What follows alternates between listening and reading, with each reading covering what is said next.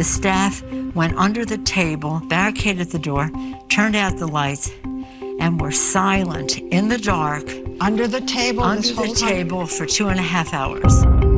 And I think the single most important thing that Republicans in Congress who helped facilitate this widespread conspiracy theory that somehow the election was stolen is to stop those lies. That's an important next step if we are, in fact, going to have any healing. Jake, I don't think there's any doubt at all, there's none in my mind, that the president's behavior after the election was wildly different than his behavior before. He descended into a level of madness and engaged in activity that was just absolutely unthinkable and unforgivable. Hey everybody, welcome to the Muckrake Podcast. I'm Jared Yates Sexton, here as always with Nick Hauselman. Since the last time we talked, since the last time we convened here on the Muckrake Podcast, we've had a few days to really digest the coup attempt of last week. Trump's, I don't know, man. Trump's mob breaking into the Capitol and trying to overthrow the democratic process, possibly kidnap and or kill representatives. We've now learned multiple things about this entire situation, despite the fact, by the way, Nick, that there hasn't been a single press conference, a single real remark from the administration, nothing in the way of an investigation being started. But what we have learned, based on journalism, is we have learned that it could have been a whole lot worse than what it was. We've now learned of multiple explosive devices, including napalm, multiple weapons, plans to, again, kidnap representatives, possibly kill them, people bragging that they were going to go to the Capitol and assassinate officials. We've now learned that 2 Capitol police officers have been suspended for their actions during the coup attempt. This whole thing, Nick, it reeks to high heaven. I feel like we're not even close to the bottom of this thing, and with every detail that comes out, it gets worse and worse and worse. I don't know why you're upset that there aren't any investigations. They didn't investigate anything like, Benghazi. Yeah, why would you? Why would you investigate? What are we at in death count here, by the way? Oh, well, was it 5 or is it more now? Because the officer, I believe it's at 5. The officer died, from a suicide, right? They had kind of reported in different ways, and it sounds like the weight of this whole thing was too much for him to bear, which is devastating. And we got a lot more information about how this all went down. Let me ask you this before we get into that. How do you think that they would have killed Pelosi if they found her? Yeah, absolutely. They would have just sort of crushed her. I think it depends. By the way, this is one of the things I finally we talked about this a little bit when we did the emergency podcast, and then when we did the Weekender for Friday. One of the things that I'm starting to come around to is the composition of this crowd, right? So on one hand, we have a bunch of QAnon people who thought they were participating in the Great Awakening, which, by the way, the Great Awakening is about assassinating public officials and killing traitors, all that stuff. We also have a group of MAGA people who ended up in there taking pictures almost like they were on a guided tour of the Capitol. Well, they stayed in between the velvet ropes in that one room for a while there, which I thought was kind of crazy. Madness. And then we have a group of militarized white supremacists and white terrorists who were bragging openly amongst themselves. And I have to tell you, I was looking at this stuff. People I know who were looking at this stuff. Not a lot of this was hidden. We're talking about assassination attempts, plans to drag people like Pelosi and AOC out and kill them possibly in front of a crowd. I think it would have been a matter of who found them and what direction things took. I think this thing definitely could have been a bloodbath. Wow. I mean, I'm trying to sort of picture that because we now have lots of footage, and you can see how this is all playing out in real time with the video and the photos. But I do feel like, yes, that was an absolute fear and legitimate fear to have, and all of them should have felt that way. And it was clear why the woman who got shot, they needed to use force, because especially where they were trying to get in there, as we got more of a picture of that whole thing, they get through that barricade. They are now in the chambers where the House and Representatives were still in. They hadn't gotten out all the way yet. And that would have been, again, another example where they would have either tied them to chairs and they would have displayed them out on the, whatever, as hostages. It would have been, it would have been ridiculous. And then at that point, they would have had to have killed them. I imagine the SWAT teams, whatever, would have come in and they would have ended up killing a lot more of these insurrectionists. Anyway, I don't even want to think about that too much. But well, by the way, we haven't even mentioned the fact, because we were talking before we started recording how jam-packed this show is, because there's so much going on. There's such madness going on. We didn't even talk about the fact that a congresswoman who has been linked to these people, who has been bragging about carrying her gun to Washington, D.C., and kind of quietly insinuating that she might go into the Capitol and have armed combat, that while the lockdown was going on, was tweeting out the location of the representatives as well as where Nancy Pelosi was. And now there is a legitimate concern that she might have been communicating this to the mob in order to give them directions. The fact that that's even something we have to address is madness. Well, we also know that Jim Clyburn was saying that they knew exactly how to find him. He was not in a marked office, and they marched right down the hall wherever it wasn't clear, if anyone didn't know where they were going, how to find him, and they did. So that lends credence to a lot of things, which you could get into conspiracy theories if you want, but there is something about the whole response to this. We had more information from the chief of Capitol Police, who had to resign, saying that he did reach out and try and get the National Guard to be on ready 2 days beforehand, and Maxine Waters was all over him, making sure that was going to happen. And then they basically refused. And somebody at some point higher up, you could blame bureaucracy, but at some point it sounds a little bit nefarious, where they were like, well, they didn't want the optics of it, whatever, which is ridiculous, because this started a lot earlier. And the timeline I saw, it really started to get violent around 12:40 Eastern time, when we weren't aware of it on the West Coast until 11:30 my time, which is 12:31, which is 2:30, which is almost like 2 hours later. So this clash started a lot earlier than I had thought, in a way that there was a longer timeline to get the troops in there to actually respond, and they didn't. So there is definitely a notion that this was intentional. And if you want to put this whole thing together with who Trump is, and you realize that the main targets of this mob were the two people directly behind him in line of succession, right? The vice president and then Nancy Pelosi. It speaks to something. It says something. I don't know exactly what, but he didn't seem really upset, at least for most of this. What we heard in the reporting, Trump didn't, about what was going on. Well, so there's a lot going on there. And man, we love silver bullet explanations in this country. We want to know the one thing. Do you know what I mean? Like, what is the one explanation that takes care of all this? Because we're not good at multitasking or really thinking about things in a nuanced manner. People keep asking me, they're like, what happened with the defense of Congress? Was it intentional? Was it a lack of coordination?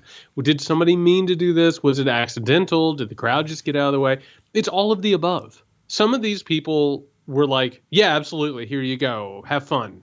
Do what you got to do. Other people, and we've seen videos of these people getting beaten, dragged off, just being ripped into, being crushed, being chased, being stalked. We've seen that take place. There's a lot of things happening. One, it was going to be a white crowd. And because of the white supremacist background in this country, people are like, well, they might leave some trash or something, but they're not like people of color who are potentially dangerous no matter where they are, right? So there was that understatement. The second thing is, how many people in Washington, D.C. are constantly trying to avoid pissing off Donald Trump, particularly in his administration or in the Republican Party? They didn't want to somehow or another rub him the wrong way. Was the National Guard situation intentional? Yes and no, probably. There was, this is not a particularly competent government, but there is a certain malevolence to this government. Did Donald Trump mean to sick his supporters on Congress? Who the hell knows what that guy thinks?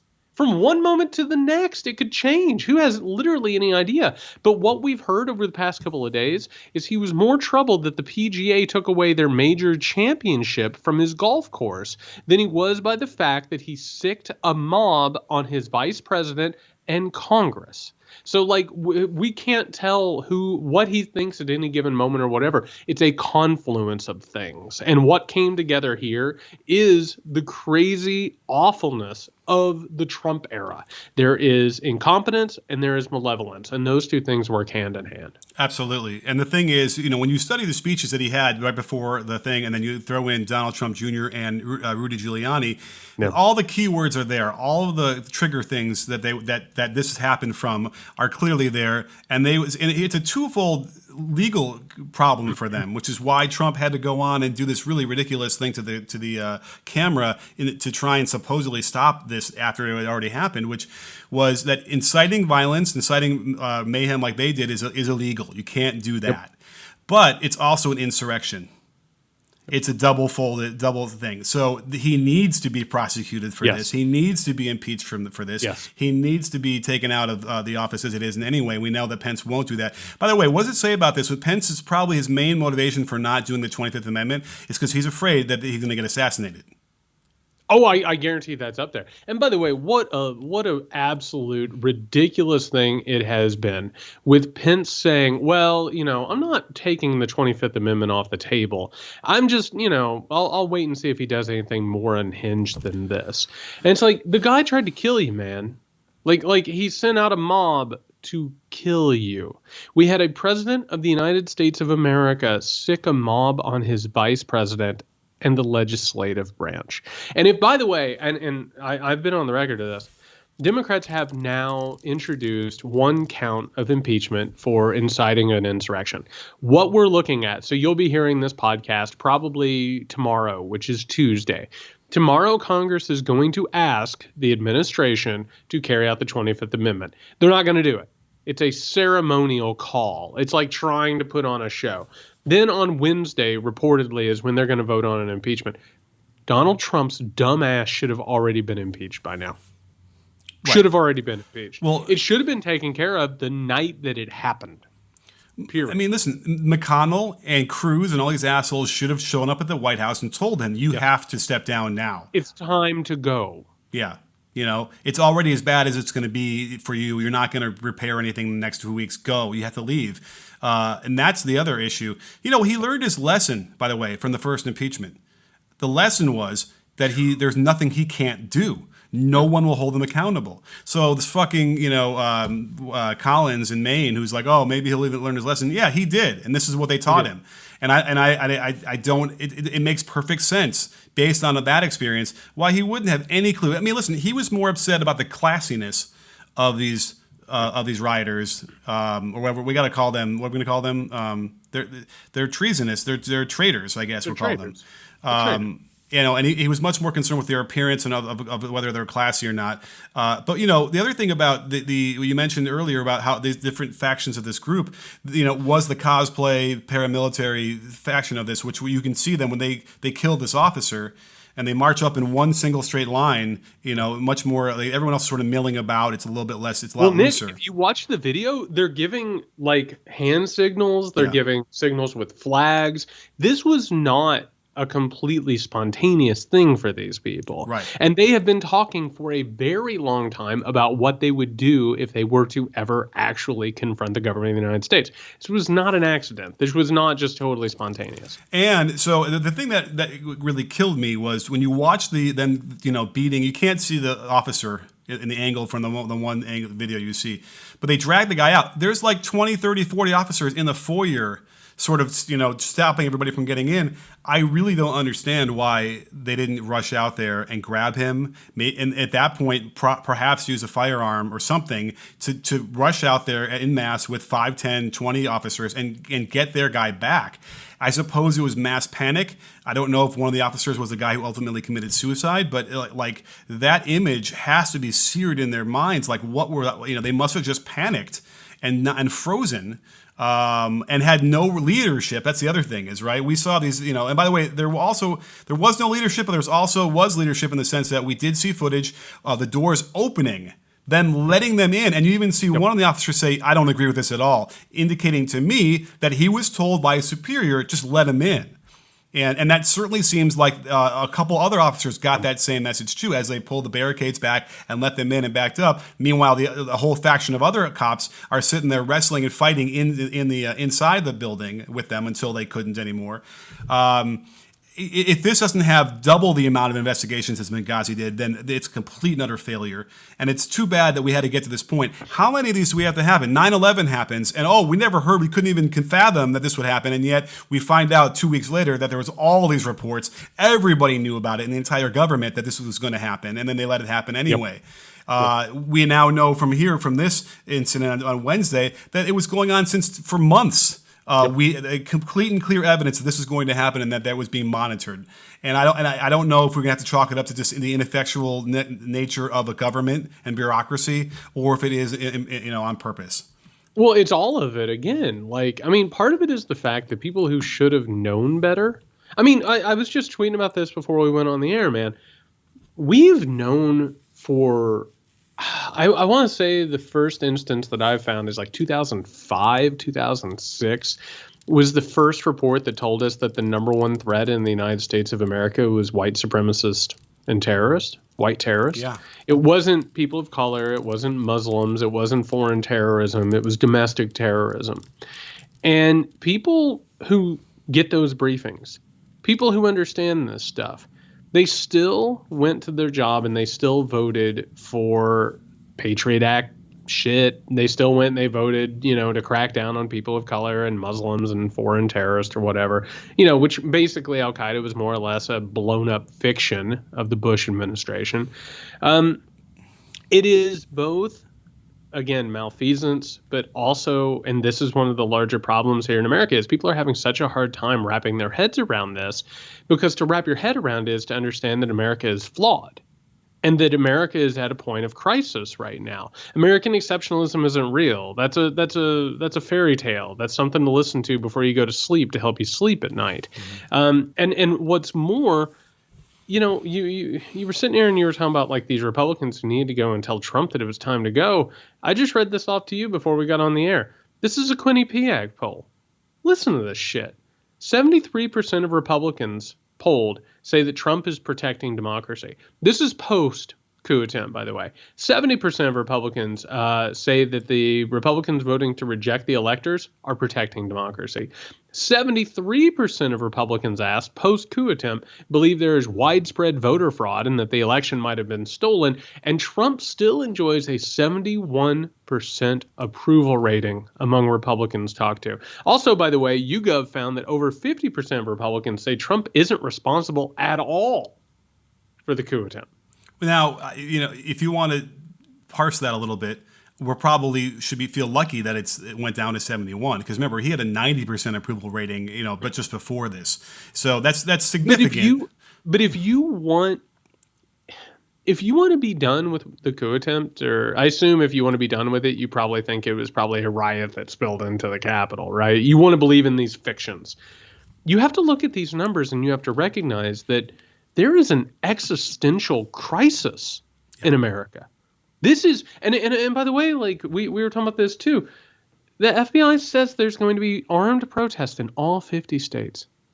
From January 16th to January 20th, which, by the way, everything I've seen, all my investigations, all my research, finds that it's not going to end on January 20th. There are people who are talking about the 21st, the 22nd, the 23rd, the 24th, the 25th. I saw one person who was talking about violence on the 100th day of Joe Biden's administration.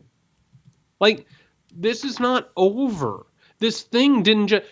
I keep reading these things. I don't know if you've seen it. They're like, well, they need to get a little frustration out. It was just an outburst, Nick. And when Trump goes, right, it'll be totally gone. Yeah. Trump isn't the entire point of this thing. He's the grifter who whipped them up into a fury. But a lot of these people have been angry and fascist and racist and dangerous for a very long time. You cannot look at what happened at the Capitol and not draw a direct line to Timothy McVeigh and the Oklahoma City bombing. You can't. You just can't. Well, you know what's going to make me sleep better tonight, Jared? The fact that we have a Department of Homeland Security head who is in power right now, helping us devise a plan to stop all this insurrection. Isn't that amazing that Chad Wolf, who, by the way, fuck that guy.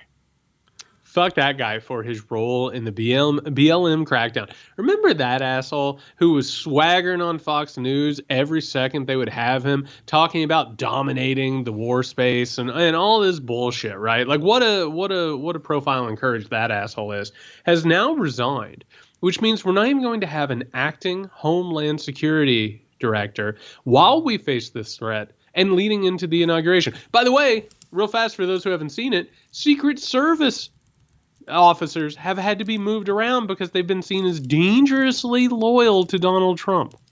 Like, we have an actual fifth column situation in this country, Nick. Mm-hmm. We can't trust our institutions right now. We can't trust that the FBI, CIA, Capitol Police, military, we've seen those reports. They're filthy with white supremacists. We know that. People who, by the way, they take an oath of office to protect the Constitution. You know what else they do? They take an oath to, the 3%ers or QAnon. Absolutely. And they take this oath and then they take the other oath. We can't trust any of these things. Like, this is not a way a country can work. Here's the other problem with what you're saying. The real problem here, which is so disconcerting, is that the other side is saying exactly what you're saying. We cannot trust the FBI, the CIA, the government, the deep state. For the other reasons, on the other side of this, we're all saying the same thing, right? And that is really what makes me feel like there's never going to be a way to make this work again. Certainly the way it's set up now. You know what? This is a chock full episode. There's about 30 other things we need to talk about here. That we haven't, but that is certainly a big one. But the fact that Chad Wolf has now resigned after having been they tried to get him out of there this whole time because he wasn't legally appointed, and then all of a sudden he's going to say, "Oh, well, you know what? That whole legally appointed thing, that was probably pretty right. I'm going to get out of here because I don't want to be in an illegal situation." When we know that there's no question, whatever is being prepared right now in response to the threat that we have going over the next 2 weeks or 10 days is. There's got to be things that are sitting very poorly with a lot of these law enforcement people. And you have to be wondering what that is and how the response is going to ultimately be. Now, here's the thing. Would these people attack the Capitol building again, having now known that there's all this fencing around? They're going to have a lot more things. I don't think that would be the target anymore. And that makes it even scarier because now what is it? What are they going to attack? You mentioned like there's probably going to be the equivalent Capitol buildings in every state that might have a thing, and that's going to be impossible to manage if all of them at once. That's really just a really scary proposition, and I don't know, short of staying in my house anyway because I'm so afraid of COVID. It doesn't change. My life has not changed, but it certainly would have going forward. I would not have left my house the next 10 days anyway. Talking about this and really getting to the nuts and bolts of it, I kept getting asked by people, there's like, is another civil war possible? And everybody thinks about civil war. They think about armies lining up, firing artillery at each other or whatever. Like, we have an insurrection in this country. The question is, are we going to take care of it before it grows to a level that you can start calling it a civil war? Because that's what's happening. Yeah. Like when we actually look at American history and we talk about the Civil War, and again, the way we teach history sucks, man. And all of a sudden, it's just like everybody just got up and said, we're done. It's like Michael Scott declaring bankruptcy in The Office, right? We secede, and that's it. And then suddenly we're in a civil war. There were people in the South, some of them were called fire eaters, who just advocated over and over and over for secession, and they peddled conspiracy theories, and they peddled all these dangerous ideas and thoughts about warfare and skirmishes and altercations. And it grew and it grew and it grew until it took over the popular imagination. And that's what happened. What's happening here right now? The question is, are we going to actually take on the threat? Are we going to take it seriously? Right. And I was saying this last night on a live stream. The only way to prevent future coups is by acknowledging that future coups could happen. Living in denial of it just means that all of a sudden all your soft targets that we're talking about. Right. Mm-hmm. All of a sudden it's like, well, whatever. And 50 state capitals, Nick, 50 state capitals. Right. Well, at what point? What if there's only 25? Is there a number because it becomes a civil war? Is it only 20? Is it 30? Right. And then all of a sudden, And this is where it gets really hard to start wrapping your head around.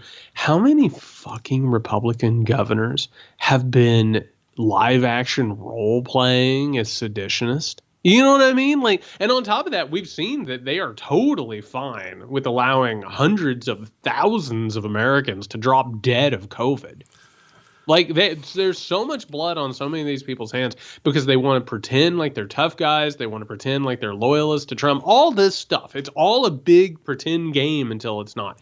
We are in an incredibly dangerous moment, and we got to have conversations about not only how to take it down. And real fast, this is important.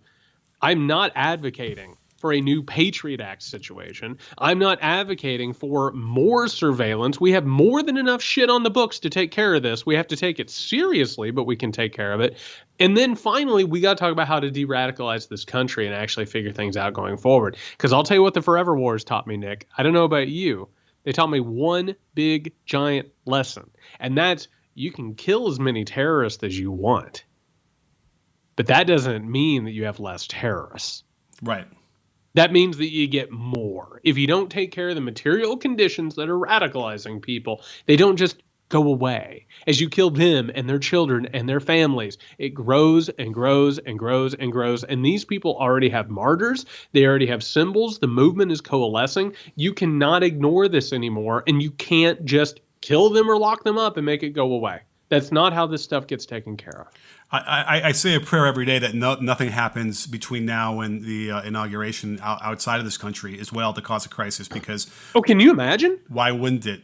Now the thing when you mentioned COVID kind of goes in and out of this conversation back and forth a little bit here, but I do want to paint this picture that in the midst of an insurgency in the Capitol, where the lawmakers were, as we found out more, like it was close. They almost became face to face with this angry mob, and a lot of the people who worked below the Congress people were stuck in that building a lot longer, under desks, under chairs, barricading doors. But we had Bonnie Watson Coleman, who's a congresswoman from New Jersey, had to hide in a room with a bunch of Republican lawmakers who all refused to put on masks. And she gets COVID as a cancer survivor in her upper 70s. Like, she is at grave risk. She already has symptoms and she's at home. And it's like, what more? How much worse can this get? At the very least, if you're in the midst of this, I always feel like in that kind of situation when it's dire and you kind of would get into that mode where I want to help as many people as I can. I want to, I'll put the mask on. At least I'll do that. I know the COVID thing is an issue. And they don't. And I think it was clear that she said, you got to put a mask on, and they wouldn't. So I just think that it's fundamentally broken from a psychological standpoint, right? From a personality disorder standpoint. From a cult standpoint, there just needs to be a whole deprogramming of things, starting from our kids. And you're talking about teaching history, and going forward, we have to stop the parents of these kids from continuing to pollute their kids' minds and creating more generations of this. I guess, which it sounds exactly like what we say to the extreme Muslim terrorists. Yep. No, it's our own Al Qaeda. It really is. It's our own Al Qaeda, our own ISIS. We have a homegrown extremist fascistic movement. And, I've been trying to tell people for a while, the way that you de-radicalize in this country is you take away, you help the material conditions of the people who are radicalized. That's all. That's one way that you take care of that. You start investing in these places, because what we've seen, and by the way, this is also what happens in countries where Al Qaeda and ISIS were taking off. It's what was happening in Italy and Germany when fascism took over, or in any number of other countries, by the way, where fascists ruled over their people, and the United States helped them come to power and help them stay in power. What we find is that people who are desperate start to become radicalized. And this is an important thing, and I've been screaming this for days now. Fascism and this type of insurrection activity, it's a weapon by the wealthy and the powerful. They use these people. And by the way, here, maybe this will be controversial. It shouldn't be. Those people, they have a reason to be pissed off. Yeah. They have a reason to be pissed off at our government. Our government is bought and sold, and it does not serve in the public interest. Period. We all have a reason to be pissed off about it. The problem is we should be talking with these people about what's actually going on in the country, which is what we do on this podcast. We actually should be having a conversation about this with them. Instead, the wealthy and the powerful, including Donald Trump and the Koch brothers and any number of malevolent assholes, have given them another story. And that story is about pedophiles and Satanists and Clinton crime families. And who knows what they're saying about Hunter Biden today. I assume if you turn on Fox News right now, Hunter Biden is probably on, right? Mm-hmm. This is a fiction. And you can't deal with it. You can't argue with it. The only thing you can do is make sure that you tamp down any threat that's out there, keep it from erupting while taking care of the material conditions that lead to the radicalization of these people. This isn't rocket science. It's how politics works. It's what history shows us works. But we can't sit here and pretend like this thing isn't ongoing and it doesn't need addressed. If I had to generalize how these protests, the differences between like Black Lives Matter protests and the, I don't know how the multicultural protests versus clearly white anger, protests that we've seen in Michigan, we've seen in now this past week, those protests are rooted in anger and hate. And so when you get them all together, the energy around there is a complete different energy. I was protesting at the LAX when we were against the Muslim ban. And it was sort of like righteous anger, but it was more about like, let's come together and make sure our voices are heard, and we are, in a lawful way. I mean, it was clearly, there was no, it didn't have the, you know it better than I do because you were in those pens, around the Trump, in 2016 or in the election. But it's rooted in hate and anger, and that's why it's so easy for this leadership and these guys to have a speech with just the right amount of words in there that can get them whipped up so completely into a frenzy. Now, however percentage of that got caught up in the moment, right? We hear that a little bit, right? The guy hanging from the balcony got caught up in the moment. My bad, I suppose, is what he's trying to say. And that might happen to a number of those people. But certainly when you're talking about the organized paramilitary force that was going in there, these guys are not, getting caught up. They had this thing from the beginning, but it's all because that's the biggest difference is that what they're marching for and that they're trying to express is such horrible anger and disgusting hate. And that's in complete diametrically opposed to what we see in most of the other kind of movements. That's all it takes. And I suppose what your point you're making is that with proper leadership, then those people get put back into the holes, right? Tamped down, I think is what you said. And so we have to acknowledge that it exists. I think in good times, quote unquote, those people go away, right? But they don't go away. They're just tamped down and sort of stewing. 8 years of Obama caused a lot of stewing, right? A lot of sort of simmering anger. And all it took was a guy like fucking Donald Trump to unleash that anger of those 8 years. And that's where we are. Well, and, we talk all the time about political and financial incentive. The Republicans kept those people at like a vibration. Do you know what I mean? Like they were just like, they would hint at conspiracy theories. Mm-hmm. They would, traffic in dog whistles, all that stuff. And all it took was somebody like Donald Trump saying, there's an advantage to be had if I like lean into that. Yeah. And other Republicans were like, well, we talked about this. There's like a gauge, right? That's like, there's like the red. And you get it as close to the red as you possibly can. But then other people are like, fuck it, let's get in the red. You know what I mean? And see what happens. You're not going to, and listen, this isn't going to be the most inspiring thing I'm going to say on this podcast, but it's nonetheless true. You are not going to eradicate racism. You are not going to eradicate misogyny. You're not going to eradicate fascistic ideology. And we've seen that in this country. Like we've seen where there are people who are like, when you actually start talking about things like white supremacy, they like run away from it and it pisses them off and they like double down on these ideas, right? Well, you can, however, convince people that white supremacy and this division that has currently been sown by people like Donald Trump and the Koch brothers and Fox News and the Republican Party, it's making sure that they make less money. It's making sure that they live shorter lives. Like this whole thing, race and racial differences and racism are creations that keep us from working together. They're intentional. They were created as cudgels to keep people from engaging in solidarity and advocating from the powerless against the powerful. You can have those conversations. When you start having the conversations based on those cudgels, sometimes it works and you can occasionally save some people from it. But I'm telling you that you can turn the temperature down on this by taking care of material conditions. And then if people aren't struggling to survive, all of a sudden you can start having conversations about race. You can start having conversations about sex and power and all of that stuff. But the problem is right now they feel powerless and they feel alienated. And again, people come along. I've talked to enough neo-Nazis. I've talked to enough white supremacists. They say, you're not alone. You're not powerless. Put on this armband. Don't you feel powerful now? Don't you feel like you are part of, like, you're stronger than death? You wear the skull and crossbones on your military uniform. You can go out and kill anybody and conquer anybody. You're not powerless. What are you talking about? And that's what we're looking at right now. And I'm glad that you brought this up. The paramilitary groups that were there, they took advantage of the anger. They used the rest of them as human collateral. They used them to push into the Capitol. They used them to distract. They used them to kill officers, things like that. Those people aren't necessarily on the same page. They don't believe in Donald Trump. They like that he's a racist, but they know he's an idiot. They're taking advantage of the people who actually do believe in Donald Trump, the people who have been manipulated and brought into the fold of the Republican Party and Trumpism. They're not the same thing. And the people that are taking the most advantage of this whole situation are these fucking Republican legislators and lawmakers, because they're now all of a sudden calling for unity.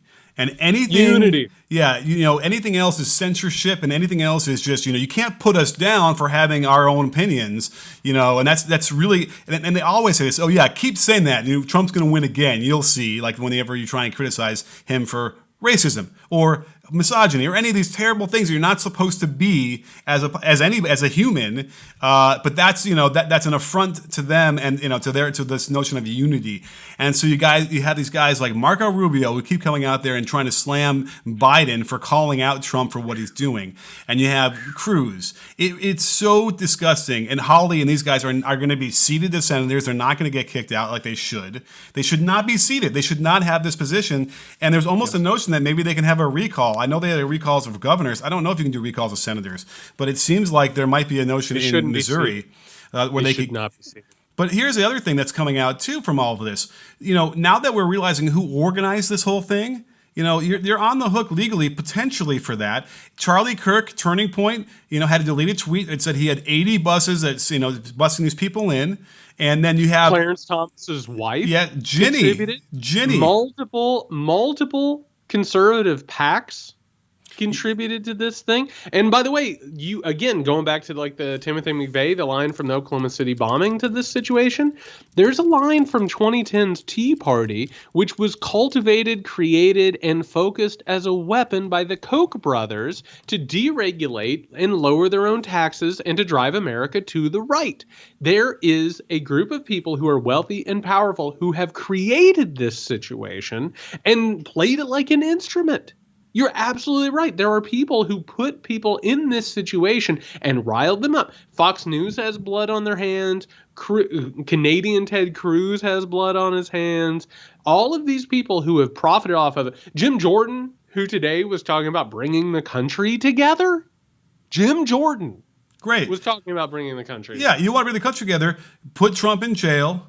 Hawley is defrocked, whatever you call that. The guy Ali Alexander, who had organized the Stop the Steal thing, had been boasting for weeks before that he was in cahoots with 3 or 4 major Congress people and congressmen. And if that's really the case, and they're part of this, and they're also on the hook potentially legally for all this thing, if they ever decide to do that. Now, I don't know if you've seen these videos, but they're pretty crazy in airports around the country as these people are landing from being, on tape, ransacking the Capitol. They're being arrested, which is like hard to believe that they're actually really doing this and they're able to figure this out. The real question, I guess, is why the fuck were they ever allowed to leave? Why? Why are they taking selfies with cops? It really is, you don't want to believe it. You don't want to believe the Fight Club thing where, the cops are also, they're doing the white power symbol too. They're all part of it. But I got to tell you, some of those cops doing selfies must have been, obviously sympathetic. I mean, heck, the cop that got killed was a Trump supporter. Yep. And here he is getting beaten to within an inch of his life and then dies later because of this. And you know, they didn't even fly the flags half-mast until they finally got shit for it. I mean, what is this? You know, this isn't going to go away by Trump leaving office. However, he leaves office, it's not. You know what I mean? Yeah. It's already done. The norms have been broken. The pattern has been set, and these Republicans aren't saying anything near appropriate what they should be saying.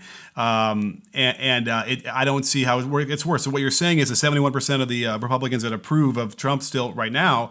The only question we might have is, well, what is that percentage? How many Republicans are left? Right? There might not be a ton of them left. I would assume that there are, but I don't know. Yeah, what really frustrates me in all this, man, is it's for Donald fucking Trump. Just a completely principleless guy who has exposed the rot at the heart of the Republican Party. He has exposed that the Republican Party has no actual principles beyond the accumulation of power and profit. He doesn't give a shit about his supporters. He wouldn't spit on one of his supporters. Do you know what I mean? Like, he really wouldn't. And he's taking advantage of these people. He thinks they're stupid. He thinks they're rubes and marks, because he's played them in his grift. And it's gotten us to this point. And meanwhile, because of grifters, and for those who don't know, we've talked about QAnon in the past, and those who aren't aware, QAnon was just a lark on a website, on a web forum that somebody put together, and then all of a sudden people started forwarding it around. They started taking advantage of naive, hopeless people. And they used the Christian evangelical religion to play upon what these people, they feel alone and abandoned, particularly by the Republican Party and the Democratic Party and the political process. Even though they still have power and they still have privilege, they've been told the apocalypse is coming. By the way, by an entire shitload of grifters who have paid for mega churches all over the country telling them the apocalypse is coming and Satan is doing this, Satan's doing that. Like, it's just a giant pinball game of grift. And here's the thing about pinball, Nick. Pinball doesn't end. There's no end boss for pinball. You just keep doing it until the game dies. That's the thing. It's not going to end with Trump. Trump is going to be the anti-president who is unfairly removed from office, right? The election was stolen from him. There's your bloody shirt that you can wave. And by the way, the Republicans are going to wave that bloody shirt probably for the rest of our lives, Nick, as long as there's the United States of America for them to wave this bloody shirt of the quote-unquote stolen election in 2020. They'll never accept another loss. Meanwhile, you have a religion that has grown up around Donald Trump, a cult that has grown up around Donald Trump. These people are, I mean, that woman who died, that woman who got shot was a firm believer. By the way, a multi-time veteran who served this country in one of, I think both of our forever wars. I think she served in both theaters in our forever wars. Also, by the way, we haven't even talked about this fact. How many veterans do we now have in this country who have not been taken care of? Oh, yeah. Who have been immersed in conspiracy theories and white supremacy? It is not an accident or a coincidence that Timothy McVeigh was a Persian Gulf veteran, or that veterans become integral parts of fascistic paramilitary groups because they don't feel like the government's taking care of them, and they have this conspiratorial, radicalized mindset. Where the hell is this going? And all we're talking about right now are facts. We're not even talking about conjecture at this point. We're talking about what we have seen and where this thing is actually going. We haven't even game theoried this out to where it could go. Oh. We're just talking about immediate facts in this country. That's how bad this is. Let's talk about that for a second, because the last time we were in a situation like this was 1864, right after the Civil War. Do you know what all the calls for unity back then got us? For 50, 60 years? Yep. Jim Crow, right? We got a complete oppression in a new way of black people in this country, even though we had just fought a war supposedly that was supposed to solve all that. And by the way, it was also out of the election of 1876 when they did the Electoral College rules and they tweaked those. And in return, the North takes their their soldiers out of the South that at that time were ensuring that they weren't doing all the horrible shit that they wanted to do, and that led to Jim Crow, and then that led for decade upon decade of just the worst conditions, of which, by the way, in there somewhere, it was Make America Great Again. So here we are, and we're going to repeat the same thing if we're not careful in a wholly different way. I don't know what to make of this, and that's the problem. And I understand why people would be frustrated with a guy like Joe Biden, because he's not really the guy that's going to lead us the proper way. Well, he can't tell a different story, Nick. That's the problem. Is the story, and this is why it feels so hollow among the Democratic Party. Yeah. The Democratic Party and the Republican Party have more or less been telling the same story for decades now. The story is that America is exceptional. There's nothing America can't do. We just need to hold hands, Nick, and suddenly everything will be fine. The American character is good. By the way, this is the entire thesis of the documentary that we're getting ready to release, which is Ronald Reagan comes around in the 1980s and it's like, don't worry, America's fine. We're great. We're the most perfect nation in the world. It's a lie. We're just a nation. We have a really problematic past. All of our past is completely mythologized, and we're waking up to that fact. People are suddenly looking around. They're like, that old bullshit doesn't play anymore. And that's the problem. That's why it rings so hollow, is because when Biden says there's nothing wrong with America that America can't fix, what country are we talking about? Because this country, that mythology is the same mythology that is breaking over the knee of these insurrectionists. These people have been fed a false bill of goods, and they're realizing it's false, just as we've been talking about for months now, a year now. It's a false bill of goods, and the moment you recognize it and that America can be better and America has problems is when you can start doing the hard work. That's the reason why it feels so hollow, because it's not true. But the problem here is we're both sides are coming to a similar position where they both realize how much of a sham a lot of this is. But because it's so diametrically opposed, and how and why, and the solution is untenable as well, right? Like that's where we're at too, in a weird way. And so I say this all the time. It's like, yeah, they are complaining the same exact way that we are, but for the exact opposite reason. And that's when it feels like, you need somebody who is going to be able to really unite people and inspire and do all those things over a 8, 10, 12. It has to be a lot longer than just a 2-term president. And that's where it feels like, who would want to be in politics these days, right? Anyway. Who are these, the best and the brightest that would want to get in the ranks anyways at this point? But that's what we have to fight against. I hope there's somebody listening to this podcast right now who hears all of this, hears the actual dire nature of things, and is like, I want to fix that shit. Because I mean, that's why else are we doing this? Like, we're not doing this for our health. I don't know about you, but this is stressful talking about this and paying this close of attention. There are times I wish I could press a button and just be like, Saturday morning cartoons, here we go. And it doesn't work, because if we don't do the hard work, we're screwed. We are literally screwed, because I have to tell you, that illusion that is breaking, there's no alternative right now on the left. There's the idea that we can change the economy and make it fairer and start to tax. By the way, I don't know if you saw this, Nick, and this is important. While people are breaking into the Capitol because they do not believe the government is representative of them, which is true, Elon Musk was talking about his Mars colonies the other day in an interview. And people are like, well, how are you going to get people to Mars? It's very expensive to take a rocket ship to Mars. He's like, oh, we'll give out loans and they can work off the debt. Right. Work off the debt, Nick. Because what is actually happening is that the clock is winding backwards. We're going back to a time where people are going to be indentured servants, where they're going to be sharecroppers. And the only solution, and the people who broke into the Capitol, this is important, their solution is things suck. So I think we should probably take people of color and just push them down violently. And we'll put them back in their place. And, maybe slavery wasn't the worst thing. And we'll go ahead and take what they have and take their opportunities. That's their solution. Our solution has to be a radical transformation of this country that actually leads to something real. And that's where they have to come on board. They have to. Well, I don't know where else to go with it after that.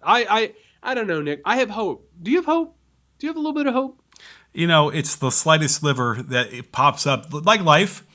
Before everything else goes to shit again, you get a little, it's like that, I think Dennis Leary had said it in one of his stand-ups. It's that cigarette. It's, after sex, or it's that, little tiny moments. You're not going to be happy. No one's happy in life, but you have to be able to recognize and accept and enjoy the little moments when they come.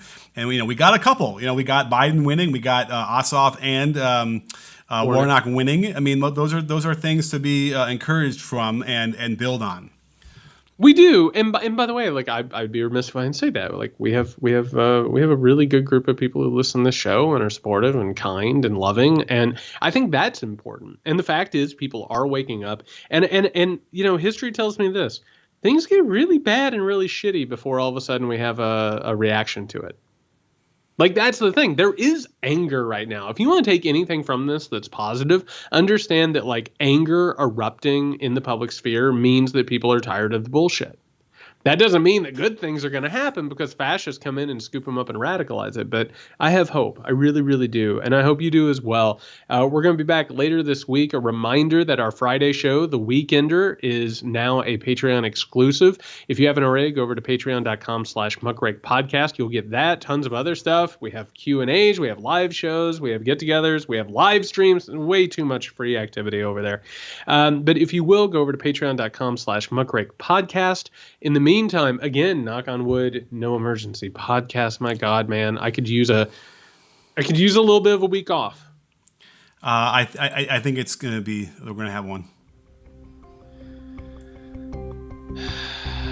All right. If you need us before then, you can find Nick at Can You Hear Me SMH. You can find me at JY Sexton. Dear God, everyone, stay safe.